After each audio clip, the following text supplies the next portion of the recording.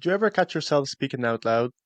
Maybe it's something like, come on now, focus, or I fucking knew I messed that up. And then you like look around and check if somebody's seeing you talking to yourself and they're gonna think that you're fucking insane. The funny thing is that it's not insane, and actually it could be one of the smartest things that you do. First time I seen this was actually on a Huberman's Lab podcast when he was speaking to Rick Rubin, because Rick has this thinking out loud protocol where he organizes his thoughts as he speaks.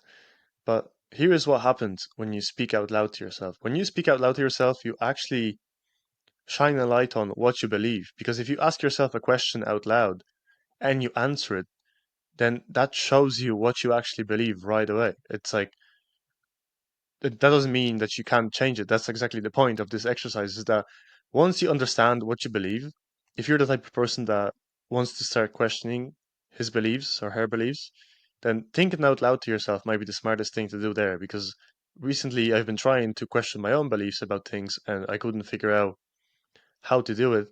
And then I found this out. So that's why I'm sharing it today. Let me give you an example of this. So sometimes you're doing something and you say to yourself something like, I suck at this, or I knew I shouldn't have done this. See, that's not just a thought, that's a belief. That's you like affirming to yourself what you actually thought about this and why this happened. The beautiful thing about this is that when you speak something like that to yourself, you realize that this is the program that you are using consciously or unconsciously most of the time to ruin your life.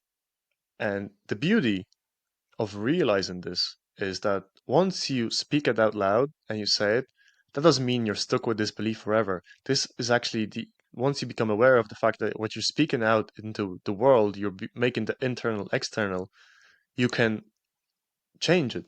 You can challenge yourself on it. It's kind of like debugging your brain. See, what thinking out loud does is it forces your subconscious to show its cards to you. And it also helps you, like people use this like when you're building a Lego castle, you talk yourself through the task. Did you ever like do something and talk yourself through the task? You're helping yourself organize your thoughts better so that you can do a better job.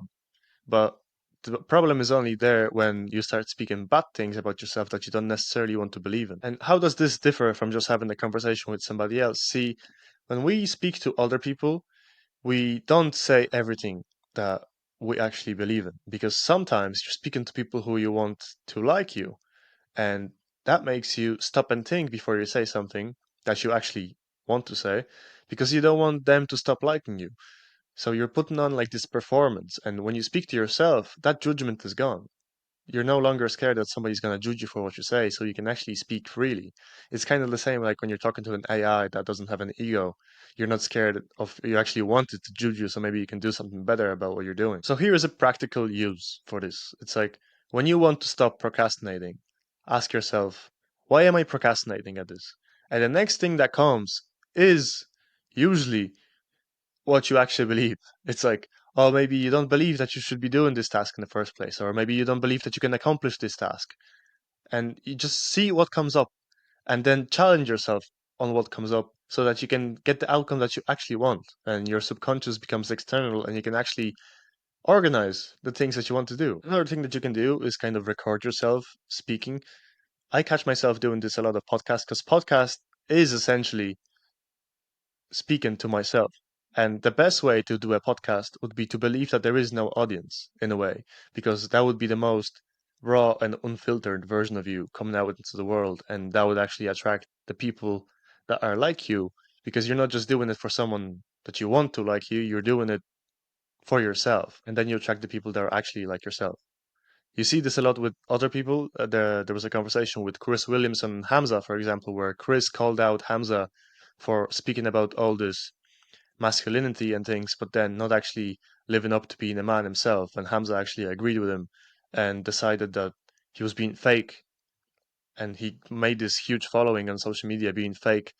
And the problem with this was that it was the persona that he projected out into the world on YouTube that was getting all the love. So when people were like giving him compliments about the things that he's talking about, he couldn't actually receive it because he knew it was fake. Like if you're being fake and somebody says something nice about what you said, then you're like, yeah, but that's not what I actually believed in. I just seen that this thing, if I speak about this, Andrew Tate got likes on this, so I'm gonna get likes on this. So a practical way to do this, if you don't just want to do it in real time, you can also record yourself, as I said, and you can analyze what you said to yourself after.